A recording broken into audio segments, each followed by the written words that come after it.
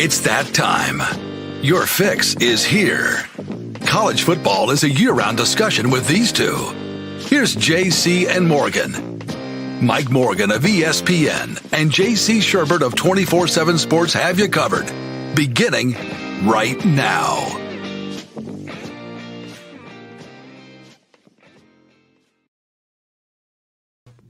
Good morning, everybody, and welcome to another installment of JC and Morgan. Hope everybody is well, and hope you've missed us as much as we've missed you. Sorry that we missed you last week. We'll make up for it. We'll probably have a double week installment here pretty soon.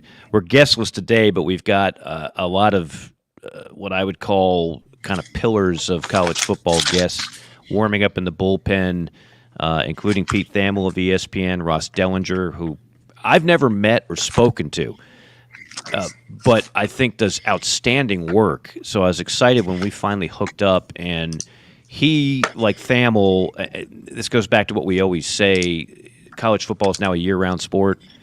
They are year-round guys and still like chasing stories and on the road, so sometimes it's hard to track them down. But we will, don't you worry.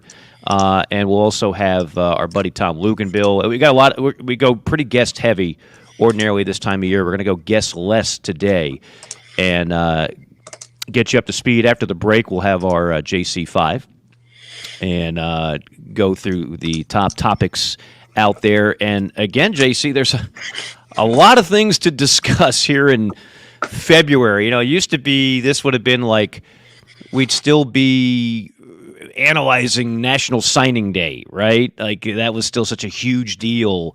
And you'll still be breaking down and what kid was going to qualify and what's the latest rankings and did this kid go from a 4 to a 5-star. Now it's portal, and which I understand is kind of a quiet period for now, but not necessarily, because if you lose a coach, which is what's happening left and right, just happened to Georgia with Coach McClendon, well, then all of a sudden that changes, that opens up the portal again. So you've got that going on. You've got a number of coaches just saying, I've had it, I don't want to deal with this nonsense, and leaving for the NFL. It's a crazy time in college football. Good morning to you, sir. NFL and assistant coaching jobs out there. Yep. So that's this day in college, just in general, like hey, I'll still be in the game, but I don't want to be the head. I don't be responsible for all this anymore. And so there's been a number of those. So, yeah, it's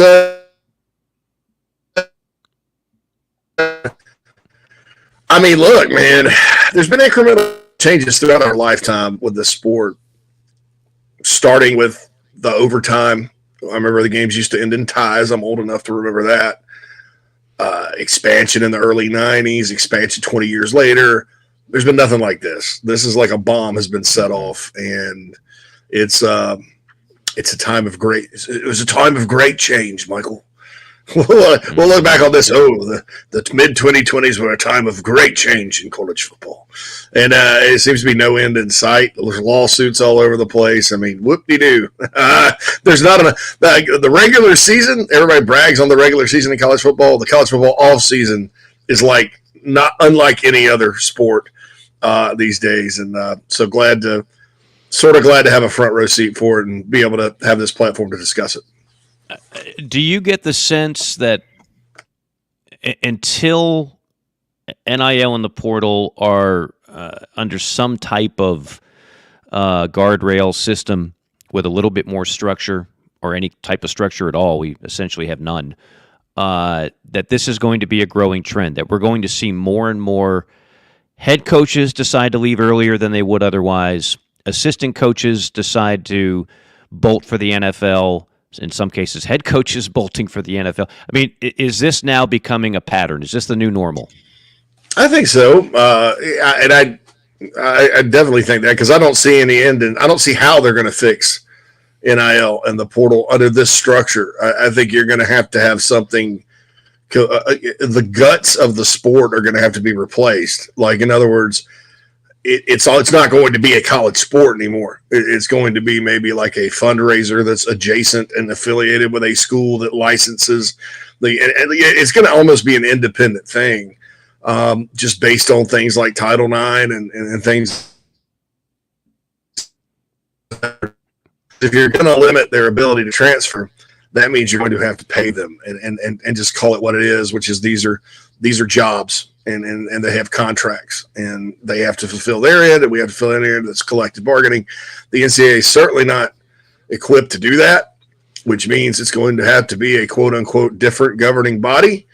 And if they're in any governing body is going to get the pantsuit off of them if they try to enforce anything under the current deal. Now we'll see what happens. This lawsuit with Tennessee and Virginia and the NCAA, this is kind of everything, Mike, because 97% of these cases in the real world coming out in favor of the defendant, which would be the NCAA in this case, these antitrust cases. But if Tennessee and Virginia happen to win, then what they're suing for is the ability for NIL collectives, no matter. You're freezing up a little bit there, JC. Your internet's freezing up a little bit there. Yeah. All right. Yeah. Am I back now? You're back. Yes, sir. All right. So at any point, these guys can enter into like contract negotiations with collectives, high school, portal, no matter what. That's what they're suing for. That makes it even more of a free-for-all because then it's front and center. So there you go. So if Tennessee and Virginia win this lawsuit, that's more of a Pandora's box than anything. I didn't think of it that way. I mean, honestly, I didn't really think of anything in this lawsuit other than Tennessee wants to avoid probation, and like this is just a way to do it. As I've said on this show and others, with all the talk about the Dartmouth case, the more significant thing happening to me is Greg Sankey and Tony Petitti joining forces. That is the two commissioners of by far and away the two most powerful conferences right now, the SEC and the Big Ten. They can basically get together and say, enough of this crap. Thank you, NCAA, for your time and service. Go ahead and be the great event planner you are for the other 88 national championship sports. We will now run college football because you have let it run amok. That's kind of the biggest thing I've had my eye on because clearly Congress can't, get much. If you see what's going on in the country, you realize Congress can't do much of anything right now. So that's that. Pinning your hopes on Congress to pass legislation to have some type of order in college athletics is a long shot at best. So here are two pillars of the sport saying, no, we're going to have to try. And Greg Sankey has said point blank, I don't have all the answers. Like, don't think I'm just going to sit here and wave my magic wand and fix all this. There's a lot that goes to it. But I didn't think as much about that lawsuit, JC, but now you've really got me thinking, holy crap, I got to keep my eyes on what this actually means if it passes through. That's very intriguing. That's very intriguing. By the way, one other thing to keep your eye on, this week could be significant. And I know we kind of hear these things almost with a wink and a nod. But you've got the NCAA playoff committee. I don't know if that's the exact term here. I'm trying to get the exact nomenclature they use. They call it well, I don't have it. I'm reading the article, but I don't have the exact thing that they call. Anyway, you've got a bunch of guys in a room that are voting this week on adopting, and it sounds like this is all but done, the 5+7 model for the college football playoff. That is 5 conference champions and 7 wild cards. Now, that was 6 and 6, but of course we no longer have a Pac-12. By the way, they told Kleofkoff, thank you, sir. You've pretty much taken a flamethrower to this conference. You no longer are employed. Thank you for your service. I can only imagine, what parting gifts he got. Maybe a bag of dog feces. But now that there is no pack, you went from 6-6 to 5-7, and that's still going to be debated because we now have the Power Four. So obviously you're going to have a group conference, the Group 5, have an automatic qualifier every year. That's going to rub some people the wrong way. And then some people don't even believe, there might be a year where the ACC, for example, doesn't have a good enough champion. But even if they agree on this, I don't think it's going to be long term because in 2 years you're going to hit the reset button anyway. And as our buddy Tim Brando has said on the show, he believes that's when it goes from 12 to 16. So just something to keep an eye out for this week. And by the way, it's called the CFP Board of Managers. I didn't want to. The Board of Managers. Does that sound important to you, JC? The CFP Board of Managers. I guess does that fit on a business card? I don't know. It's called the CFP House of Lords. The House of Lords, Sir Sankey. Anyway, no. It's interesting because that Group of 5 thing is I go back and forth. I'm always going to be of the opinion that Group of 5 playoff would be great because there's so many really good programs on that level, and we've got some JC5 stuff about smaller programs coming up as well. But I've always thought that would just be awesome. But then you got guys like Tim Brando who they are very adamant that those guys deserve a seat at the table. If you talk to Tim about it, he's been very adamant and clear. But then you'll talk to Josh Pate, and he's like, I don't know why these guys belong. And so our resident experts here have such a split opinion on it that it's going to be interesting to see how it plays out. Yeah, and again, it's not a slam dunk that the 5-7 model could go. There's still some that want to keep it 6-6 because that would allow more of the so-called I hate the term Cinderella. That's kind of almost disrespectful. Like if you win the Sun Belt and you go 13-0, you're not necessarily a Cinderella. Teams out of the Sun Belt have been beating Power 5 schools for years. That's not that much of an aberration. One thought that came to mind when I heard this too is that it sounds to me that a factor in going 5-7 as opposed to say 4-8 or just take the top 12 teams, period. The problem with that is you lose the incentive of the conference championship games, I guess. But there is serious discussion that if you go ahead and don't include a Group 5 champion in your playoff party, sorry, I ruined your Black Panther party. Sorry, little Forrest Gump there, Dimer. Awesome. If you don't do that, there's going to be litigation. And there's going to be antitrust litigation. And when you start throwing out a term like antitrust, that scares the hell out of people from a litigious standpoint. That's a tough one to overcome. Do I think that's a legitimate argument? No, not really. I don't think antitrust was built in mind for a college football playoff inclusion. It was based on businesses and avoiding monopolies. That's not what but you never know with a judge how that could be interpreted. So rather than have to deal with that, because that the Group 5 schools always have that nuclear missile aimed at the power school, the power conferences. Like, if you don't let us in, we're not afraid to sue. Rather than have to deal with that, they might just say, look, go ahead. Let one team in. How much harm is it going to do? Well, here's the thing, too. I mean, that's easily solved because these teams don't want to go to the playoff. They're not sitting there like Cinderella and Alice in Wonderland and Daffy Duck and whoever else wishing upon a star that they're going to win the national championship. You have to be an idiot to think that, right? Mm-hmm. What they want is ding, ding, ding, Mike, money. They want their part of the money.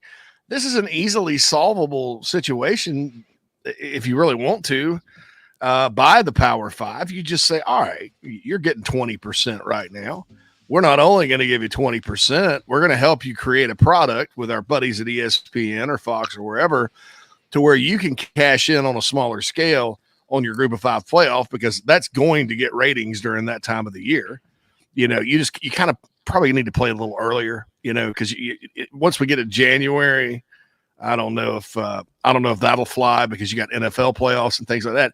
But it's just like you've always said about bowls, Mike. College football, that time of year, the bowls get tremendous ratings, even if it's like the Weed Eater .com, Florida Atlantic at 6-6 versus the mighty Ohio Bobcats at 7-5, live from Boca Raton. People are going to watch it. Yep. And I think the money is like, okay, you continue to fund it, and that's all they care about. I don't think there's any sort of like competitive dreams out there for these guys now. And they're going to point to things like, oh, well, wait a minute, Tulane beat Southern Cal, and remember Boise State, and remember Houston beating Florida State that year, and yeah, but those are bowls, and that's a different sort of deal. But I think that's solvable, but that's probably not on anybody's radar. That's just kind of in my mind, and we'll see what happens moving forward. But yeah, it'll be 5-7. There'll be one group of 5, maybe 2. Technically, there could be 2 if the ACC champion is Donkey. Let's say that the number 2 team in that league, there's a bunch of losses, and they're 8-4, 8-5, and they happen to like upset Clemson, and they're probably not ranked ahead if there's 2 undefeated, like the Mountain West and the Sun Belt champion are both undefeated. That Pitt team is probably not. So you could, and then that's when it'll change, is when you have 2 of these guys invading the playoff because one of your conferences did not have the best champion. And then we're going to start that whole thing all over. Well, and on that very subject, again, headline today, ACC wants FSU's lawsuit filed in Florida put on hold. That thing is not going away. Lawyers for the Seminoles estimate the school would have to pay $527 million to withdraw from the league and regain control of its own media rights. Let me repeat that number, because I know sometimes numbers you hear so many of them, it's like, I don't know, what is the dollar worth anymore? We're just printing money, right? Lawyers for the Seminoles estimate the school would have to pay $527 million to withdraw from the league and regain control over its media rights. That's a contract that is scheduled to expire not next year, not the year after, but in 2036. They argued those fees are, quote, draconian, great word if you can find a way to insert it into a diatribe, and, quote, unreasonable restraints of trade in the state of Florida. Now, I'm not a lawyer, and I don't know what the hell any of that means, but I just go back to what I've said for years about this, when people have said, oh, no, Mike, it's going to happen. Oh, no. They found a loophole. Oh, no. They talked to Bubba, the big shot attorney in Tallahassee, and he's got a way to get out of this. The people that wrote that contract are pretty smart. The people that wrote that contract knew that the potential of somebody wanting to get out of that contract was going to be there. Therefore, those same people that wrote that contract made sure it would hold up in a court of law. That's just my non-legalese. I'm just a broadcasting major. I don't know a damn thing about the law. But I do know the people that wrote that contract know plenty about the law, and they're not idiots. And so if Florida State, and for that matter, Clemson and maybe Miami, could have gotten out by now, they'd already be out. They wanted to get out of this thing years ago, and they're still in it in 2024. Do I think Florida State is going to get out one way or another? Yeah, but they're going to lose a lot of money when they do it. Here's the thing. It's 12 years from now, though, Mike. 500 whatever million, that's not, if you divide that up over 12 seasons, it's only $44 million a year. And I say, is that all?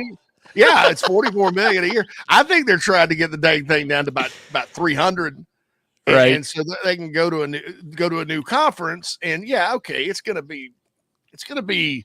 We're gonna have to maybe pinch some. But let me let you in a little secret. I know people that work there. Florida State already pinches pennies quite a bit. Yes.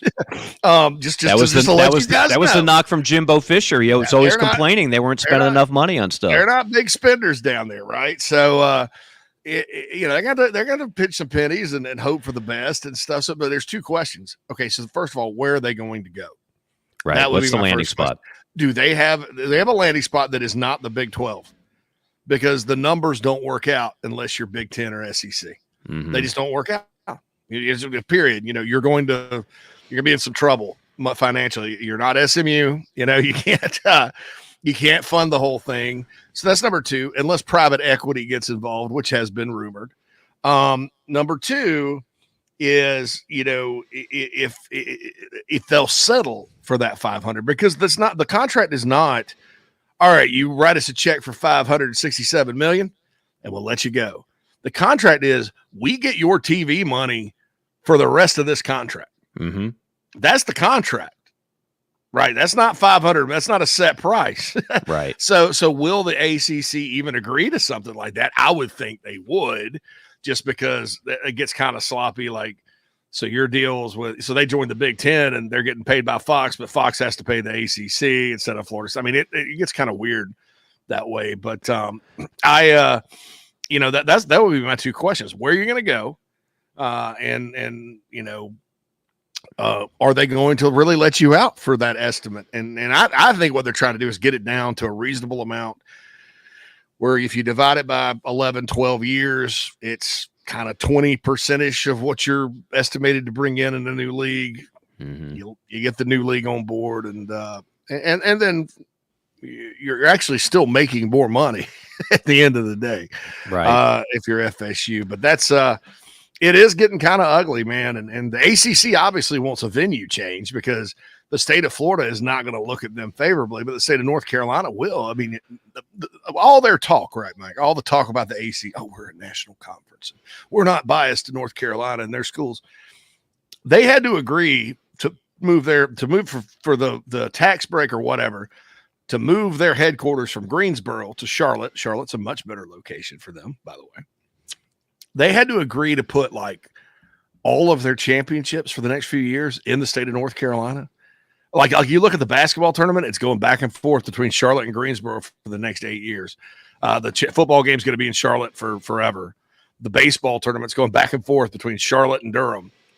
I'm like, you just added SMU and 2 West Coast schools, and now everything is going to be in North Carolina.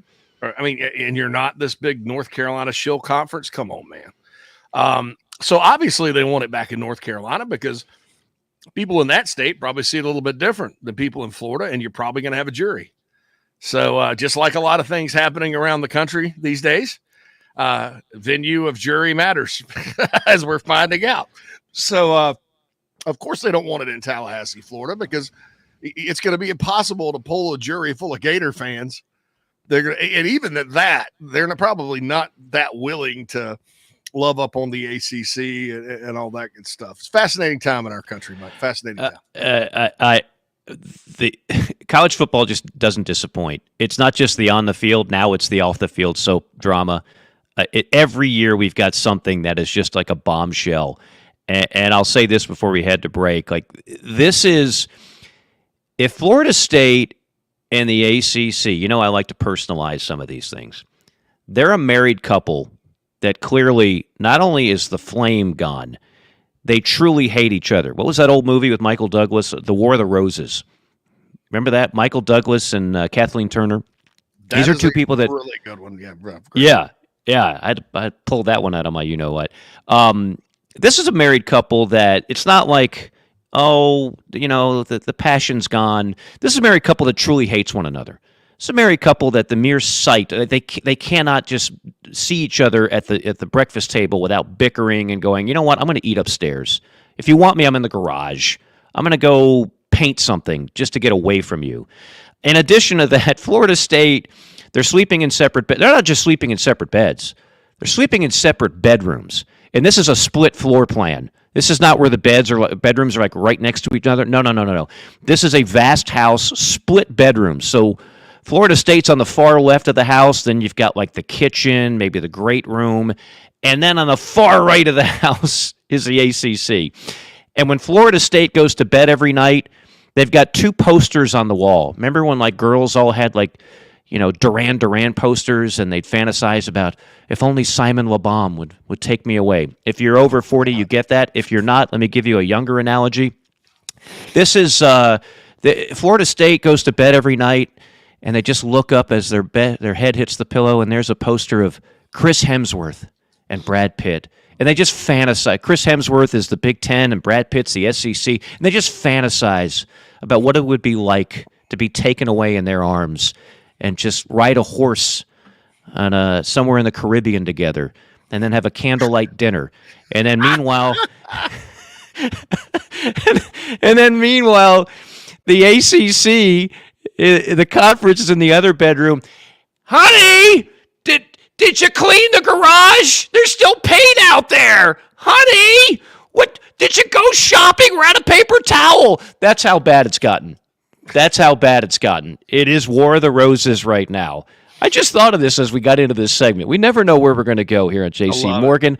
I do know where we're going to go next. We're going to go to the JC5. It is a Monday morning for those of you joining us live. For the majority of you joining us whenever you decide to, we welcome you back here on February the 19th. More JC and Morgan coming up on the other side.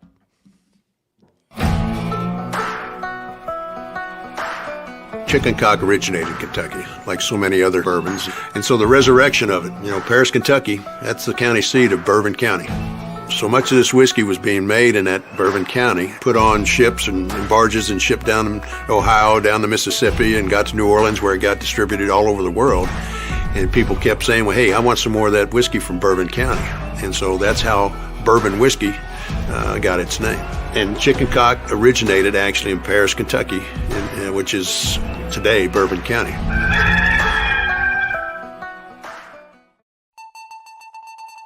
Listen up. This is for construction professionals, contractors, facility managers, or do-it-yourself homeowners. SitePro Rentals is ready to equip your upcoming project. We rent construction equipment for any size job. Boom and scissor lifts, telehandlers, skid steers, excavators, air compressors, generators, even small tools and equipment. SitePro has you covered. If you are ready for better equipment rental, call SitePro and rent from the local, friendly, easy to do business with equipment professionals. Call 972-RENT-NOW. That's 972-736-8669 to rent the newest equipment in the Atlanta market. Call 972-RENT-NOW or visit siteprorentals.com. South Carolinians, this message is for you, as well as for people in Georgia, Florida, and Tennessee. If you think you may need work done to your roof or a new roof altogether, there's one simple name to remember: Elite Roofing and Restoration. South Carolina native Jeremy Johnson has been helping people in the South make sure they have the very best people checking on and building new roofs for over 25 years. Fully licensed, bonded, and insured, they provide the best service possible. Call or email today, 678-781-1998. That's 678-781-1998, or you can go to eliteroofingga.com. Schedule a no-hassle, free inspection today. Wind damage, hail damage, or just wear and tear. Don't settle for second best. Let Jeremy Johnson and Elite Roofing and Restoration take care of it all for you today.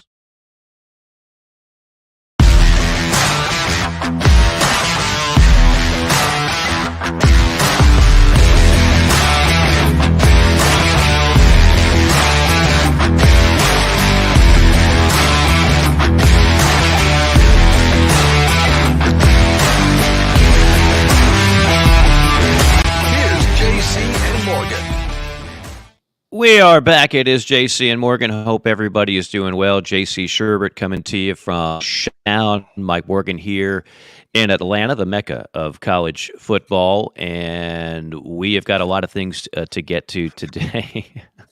I'm getting reaction from a lot of people that like the War of the Roses analogy. I guess I could do that with like a more updated movie, like Wolf of Wall Street, when Leonardo DiCaprio clearly had a wandering eye and wanted to. Yeah, and that got toxic. I like War of the Roses better. You like War of the? Okay, I'm just thinking of our younger audience. That kind of thing. Yeah, the younger folks can. There's got to be go rent it. Go stream it. It's like $4.99, right? You just go on a streaming service. Go watch War of the Roses. It's classic. Mike Douglas and Kathleen. Wasn't DeVito in there? Was Danny DeVito? Did he play? Yeah, he was the lawyer. The thing was, he had a cigarette in a glass case, and he's like, "This was my last cigarette that I quit smoking. It was my last cigarette. I put in a glass case." And then eventually he went for it because of the couple, because he was their divorce attorney. That was if I remember it correctly. So that feels like this direct message, DeVito and that one cig. So yeah, speaking of married, believe it or not, my wife will not rent from Amazon Prime. And I'm like, why? Money. Well, did you rent from Blockbuster? Did you get in the car and go for the buttered pop, the microwave popcorn and the candy and the Coke, and you paid the membership fee and the rewind fee and the rewind fee? Yeah, sure, I did. I was like, and how much was that on average? About $6 a movie. I was like, this is $3.99. Yeah. No, I go through that too as well. Like I have an insane cable bill. You do. We don't have enough time for me to voice enough displeasure for Comcast Xfinity. I'm in a very abusive relationship with them, and I just continue to be battered and get horrible everything. But yet, when it comes to paying for a movie on streaming, sometimes I sit there and I weigh that too. Is it really worth the $6? And of course it is. It's $6. Like why do I think we're just programmed to think like? Yeah, of course. I mean, see it. It's a hell of a lot cheaper than any other experience you're going to get when trying to see a movie at like the theater or something like that. I mean, a small popcorn is going to cost you more than that at your average movie theater. I fired up Equalizer 1, 2, and 3 the other day and paid for all of it. That's $13. That's how much it would have cost me to go to the movies to see one. Right. And then up here, you have the movies where they serve you food, kind of like the place down in Atlanta that you're familiar with. Love it. I mean, they all do it here. And so you got to go for the steak burger and the fries and and then Nat would want a vodka drink. So you're $70 in if you go to the movies. Right. 12, I got 6 hours of Denzel Washington killing people in interesting ways. Nobody beats that, dude. Nobody. You can't top that amount of fun for 6 hours. Yeah. I mean, anyway, maybe change. Change. For that matter, I mean, I'll for a couple of bucks, I'll go ahead and just binge on Sopranos or Entourage on like a HBO Max service.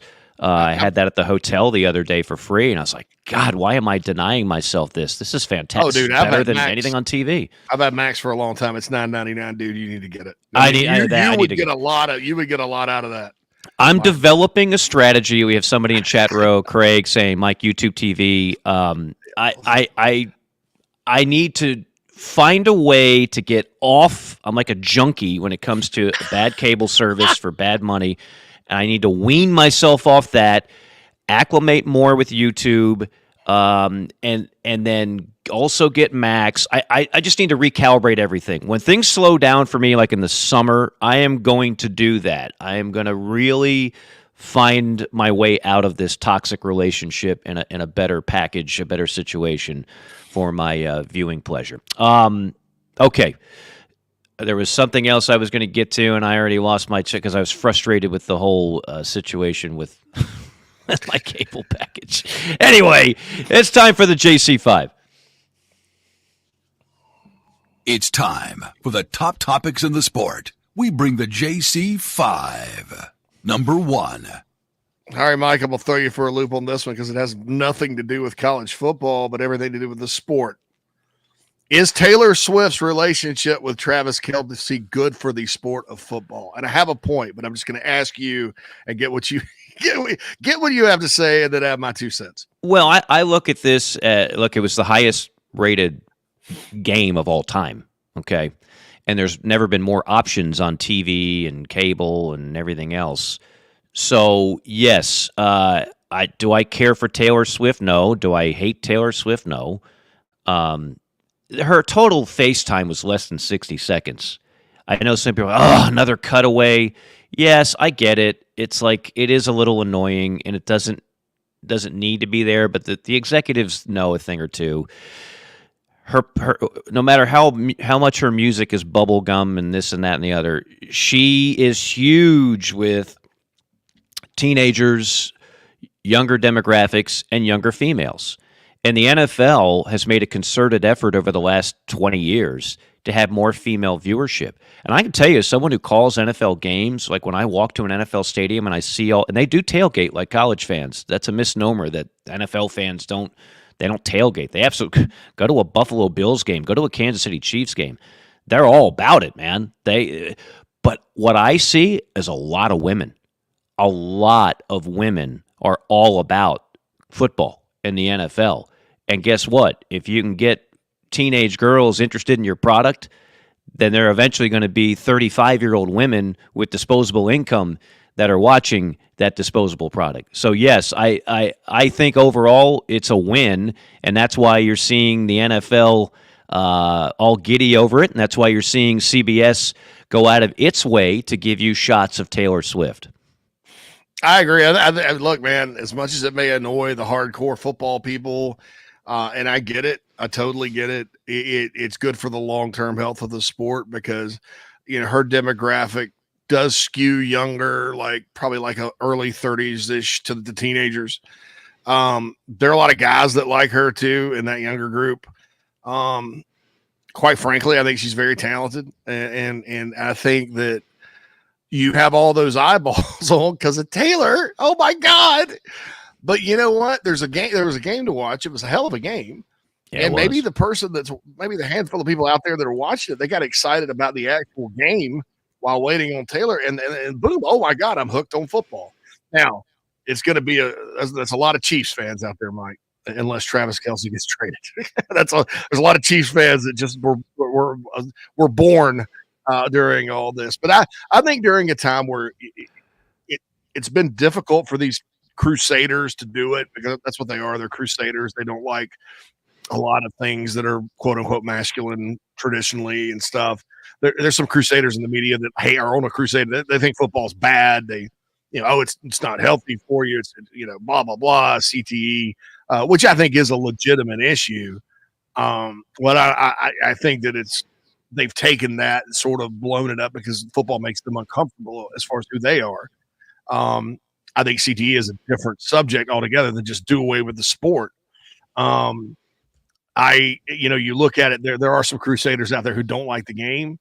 So I think the more you can do, even though the NFL is a wildly successful product and shows no signs of going anywhere and making anything less than a bunch of money, I think the more you can expose it to people that maybe did not like the game before, the better it is for the long-term health of it. So, and if that's because Taylor Swift's sitting up there in a jersey pulling for Travis Kelce and they have him kiss on the field afterwards, so be it. I'm all for anything that helps the game of football against some of these criticisms of the sport, which I think are unfair and sort of miss what the real problems are. I'm all for it. So there we go. I concur. Number 2. All right, number 2. All right, so we're number 2. We are number 2. You're at Sanford. I mean, we were talking earlier about or you were at Sanford about the facilities and all that stuff there. So they're at FCS school in Birmingham, Alabama. Played Western Carolina this weekend, which is kind of a contrast. So here's my question: with the way FCS is now, okay, where the power base is basically in your Rocky Mountain schools, the Northwest over towards the Dakotas. That's where all your powerhouse schools are in FCS. Outside of that, is it better if you want to ascend to have money or tradition? Money or tradition at that level? If you were an outside of the Rockies, outside of the power base FCS program. I gotta say money. Like, where would Liberty be without money? That's the example I was thinking of. Yes, I mean, like I've been to Liberty's campus and I knew their former AD, and I remember him telling me, like, Mike, you'd be surprised how much money we have. Like, they're all in. They wanted to get into the Big 12. I mean, they had even loftier goals than they've already achieved. Money can help pave the way. What would Oregon football be without Nike? Money is just a game changer in college athletics. Now, if you can combine money with some tradition, obviously that's what, your heavyweights have the ultimate advantage. Your SEC schools, your Big Ten powers, like, they have the best of all worlds. But yeah, some coin goes a long way. You can, I don't want to say you can buy tradition, but you can help buy winning and help winning. You can help buy that, and you can help buy a path to a better conference. We've seen that, which therefore brings in more money long term. It's almost like SMU. Buying low and selling high. Yeah, SMU. Yeah, no question. I mean, SMU got to the ACC based on money, based on the financial backing of some very wealthy boosters. As I've said many times, they did the ultimate power play. They put their cojones on the chopping block and said, "We don't need your stinking money. We got plenty of our own. Let us in, and we'll prove ourselves." That is a luxury that most schools of that category, of that class, can't do without gobs and gobs of money. You think Southern Miss would love to make a power move like that? Yeah, but they've been hemorrhaging money for years in Hattiesburg. So I would have to go money to your question. Yeah, Southern Miss has a lot more tradition, fan support. Southern Miss, East Carolina, schools like that. Yeah. You go back now, they've got big, hellacious little fan bases. I mean, they would, I mean, support-wise and interest-wise, they dwarf a school like Sanford. But guess what? Sanford's got some coin. Got some coin. God, that's a beautiful. Just so you because you mentioned it, I normally get one Wednesday off a year from SEC basketball. That was supposed to be last week, and I got a frantic call to go ahead and help out, kind of a fill-in situation. And I was like, yeah, sure, I'll do it. So I had like 24 hours to prep and get ready. And I've done the SoCon Championship for ESPN a few years. It's a great league. But I've never been to the campus of Sanford. My goal is to like go to every college campus and do a game. I would love that. And I've done a lot. But there's always some meat left on the bone. So all I knew about Sanford was that's where Bobby Bowden played. I drive up, I roll up to the campus. There's a statue of Bobby Bowden in front of the football stadium, which is just exquisite. The campus is like Ivy League, beautiful, just fantastic. And they're putting more and more money into it. And now they've got a basketball coach. Remember the name, Bucky McMillan, Bucky Ball. He's going to become a hot name.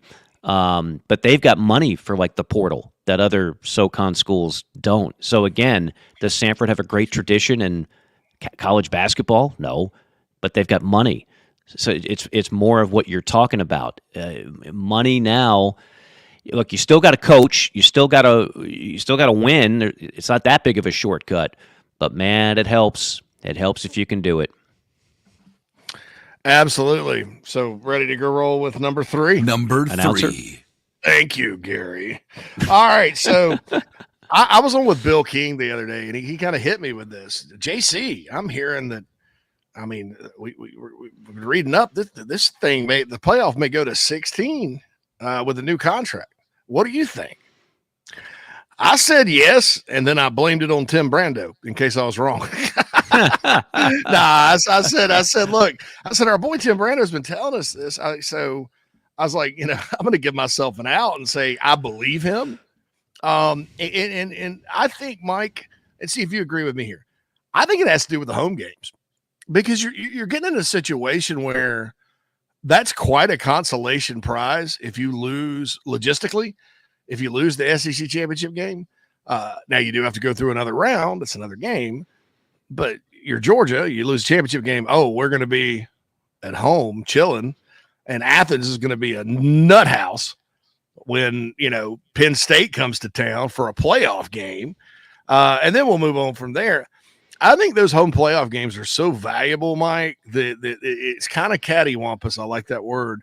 That you're disincentivized to chase the bye to a certain extent.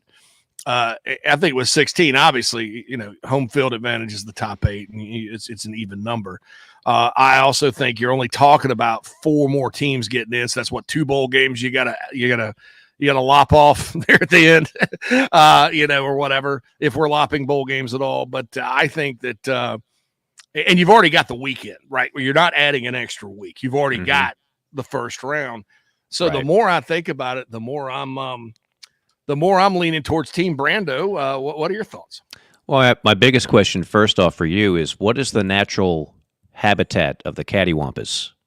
Is that more of a jungle type? Are they aquatic? What is the cattywampus? Where do they reside? It sounds like an Australian animal. Yeah, on one of those nature shows. The cattywampus. The cattywampus.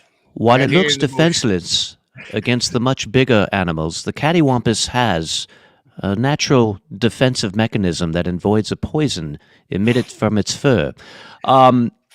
It's more than you wanted to know about the cattywampus. Old low country South Carolina. My mom grew up in Myrtle Beach, and her family did too back in the Low Country. That's actually one of those Low Country of South Carolina adjectives that I've never. I like it. But my mom used it, so I used it. So there you go. Every now and then, before I do a game on television, somebody would be like, "Mike, see if you can implement this word into the broadcast." And I'm like, "All right, that'll be fun." So if I can get cattywampus into a game this year, you'll know that's all because of you, JC. Yeah, I think 16 is very feasible, and for all the reasons that you mentioned. Look, I was the one for years and years. I said 8's the perfect number, and then they came up with 12, and they sold me on, okay, the reason why 12 can work is that you incentivize the winners of the conference championship game. Look, a bye week in the NFL playoffs for years and years used to be the biggest thing since sliced bread, and if you had that bye, it was a mammoth advantage. I don't know if it's as big an advantage, and college doesn't play as many games. Like, I don't know. And you got 10 days between each game anyway. You got right. I would it's not like the NFL. Because so many times when you're talking about bowls, Mike, how many times have we seen when it's been kind of like an even matchup, like a matchup that not Alabama Cincinnati, where Nick Saban just said we're just going to run the ball 80 million times, and good luck stopping us, like a TCU Michigan. Or a Georgia Ohio State. You can't tell me that 30-day layoff for Georgia's defense made them right. It's the I think you'd rather have had a game. Yeah. It's the classic rest versus rust argument.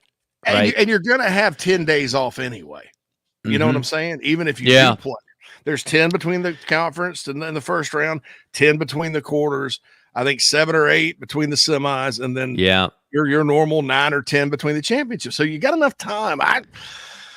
If I were ESPN, Fox, the conferences, whoever, the SEC and Big Ten in particular, I would be sort of chomping at the bit to go ahead and go to 16. And I think it's good, because logistically with 12, you're going to get to try it out. Okay, well, what works at these campus sites? What do we need to stop the leprechaun from running around at Notre Dame? Do we need, did this group here do this? I mean, what's the travel like? Well, feedback from coaches and players. That's good.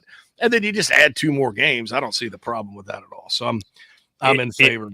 If you were to ask me to put a betting line on this, my bet would be we get to 16. Now, when that is it as quick as Tim Brando suggested on our show, which would be like after the first 2 years when that deal is up? Right now, there's negotiations going on.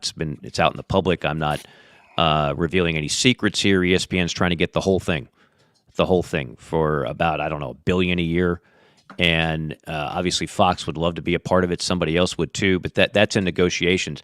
Well, if you're going to spend $1 billion a year on it to have a couple extra games, do you know how much money CBS made by the Super Bowl going into overtime? Those extra commercials yielded an extra 40-some-odd million dollars because it's written in the contract. If we bonus you spots in an overtime period, you have to spend an extra few million. And the sponsors are like, we got plenty of money, sure. Would I want a commercial running in overtime of a Super Bowl? You're damn right I would. Sure. There's an extra $5 million for the effort. So the point being, another couple games would help justify that $1 billion or so price tag. I just think the pressure to get to that point would be immense. I do love the idea of some games on college campuses. I know logistic-wise it might have some hang-ups, but I do love that, and I hope we don't miss out on that if it does expand. I mean, yeah, and especially for the cold weather teams, we'll see if their theory up here is correct. Well, because if you think about it, Mike, we never hold college football bowls, championships, whatever format. It's never, if it's in a cold weather environment, like i.e. Dallas in January, it's usually inside. I mean, back when the Cotton Bowl was outdoors, maybe, but the Cotton Bowl wasn't a championship. It's in Glendale or New Orleans or Miami or Atlanta.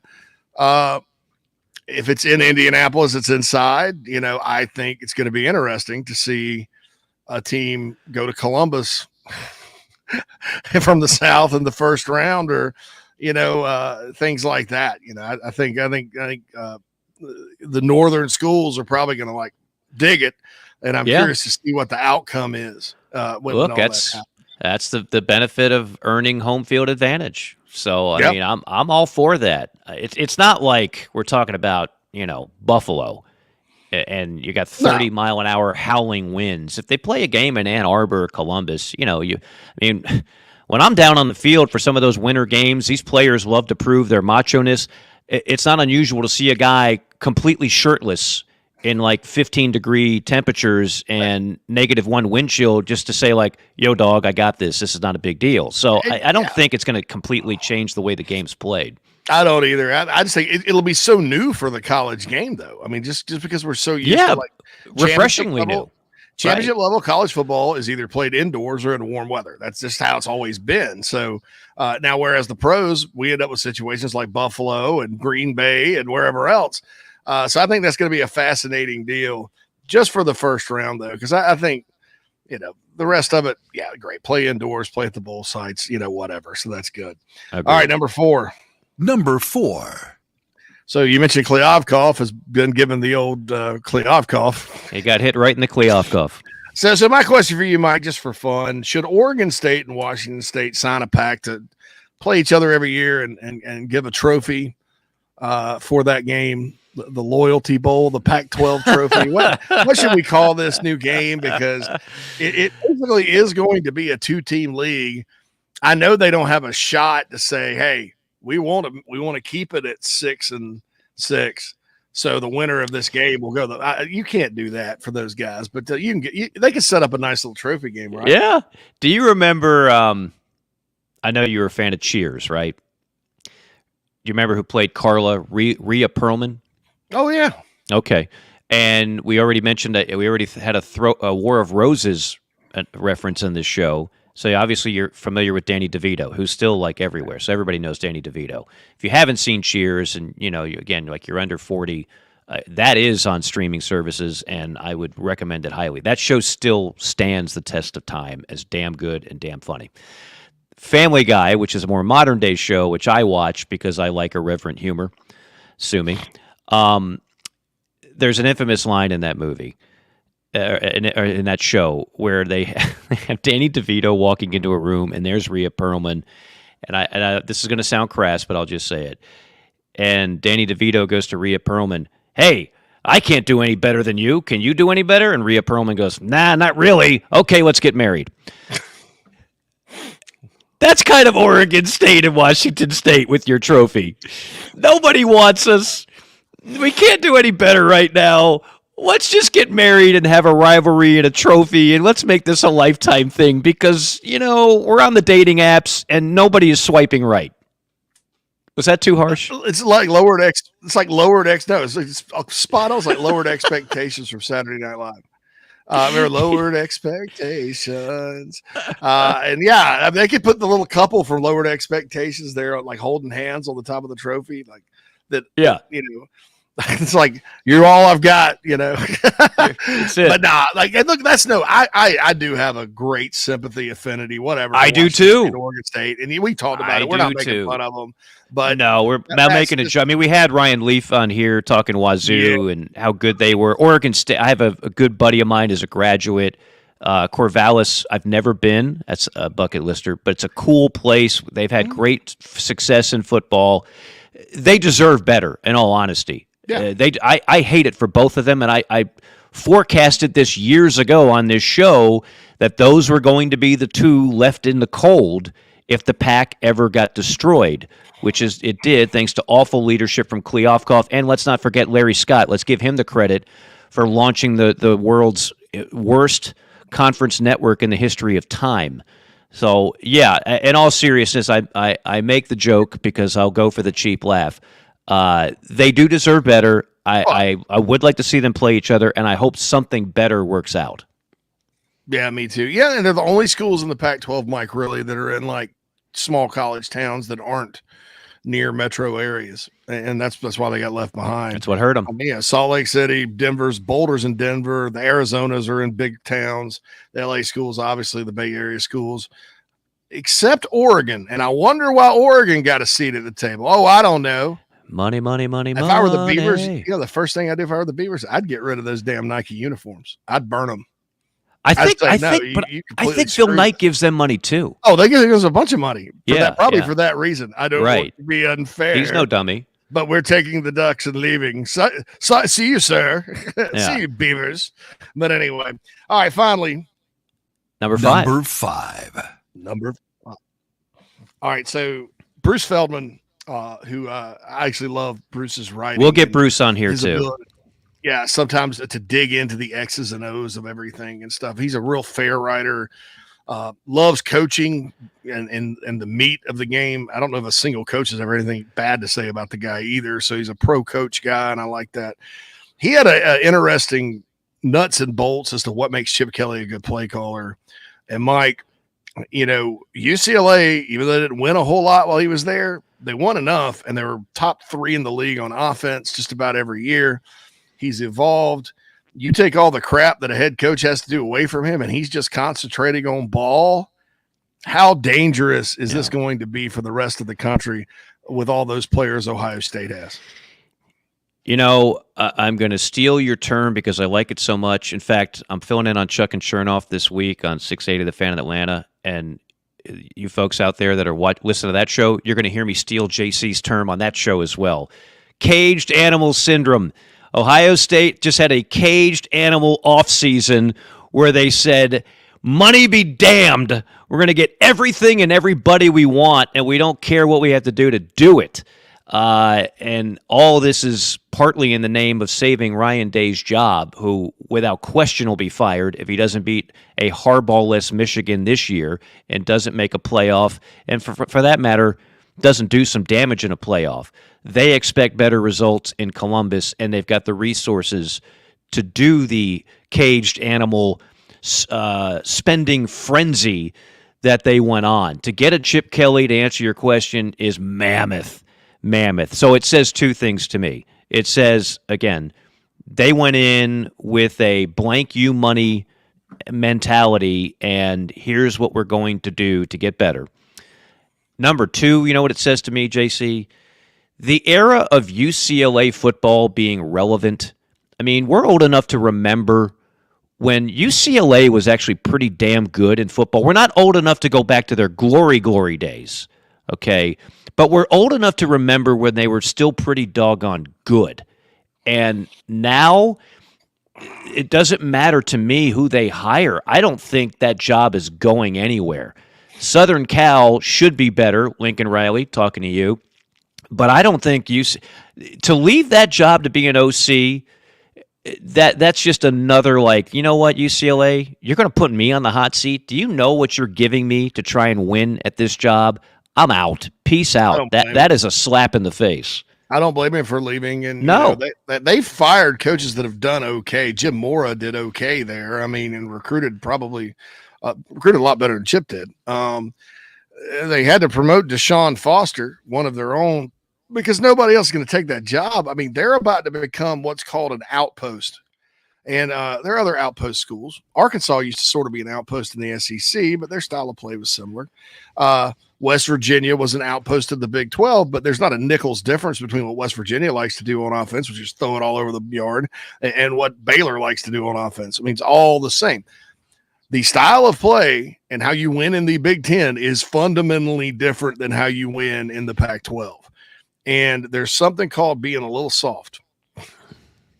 And when you're going and it's 30 degrees and you're in Evanston, Illinois, and you're playing Northwestern in front of 20,000 diehard Purple People Eater fans, and you're up against these 310-pound guys with last names that end in itch, bitch, and ski from local Chicago, and they want to punch you in the nose, and you're bleeding and hurt, they're going to run all over you.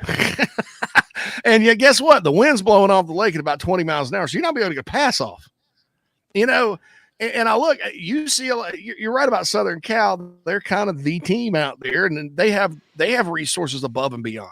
UCLA is a legendary basketball school and a really good overall athletic department, like a Florida or North Carolina, Ohio State. They're good in everything, decent in football. But I think they're in trouble. I think they are the least of the Pac-12 teams going into that league. They were the least equipped before Chip got out of there. And now I think we're looking at a dead period for them. I think that, and a lot of it has to do with geography, man. The teams from up here that are going to go out there, they're going to be loving it. Just like those teams like Iowa that go and kick an SEC team's ass in Tampa every year, right? Those boys are like, hell, we're 75 degrees in here. It's just go beat somebody. It's football weather, guys. But when they come up here, which is half the schedule, I mean, noon kickoffs, that's going to be 9 a.m. for those guys. I mean, I have a lot of questions. A lot of questions about UCLA. And now that Chip's not there anymore and they got a kind of a novice head coach, and I like Deshaun Foster, thought he was a hell of a player. He bleeds blue and blue, and I hope I'm wrong, but I see a potential for the abyss coming, Mike, with them. Well, I hope he does well too, but it's a non-plus hire. I mean, it really is. It's one of those, like, we didn't think Chip was going to leave. We can't get anybody great at this time.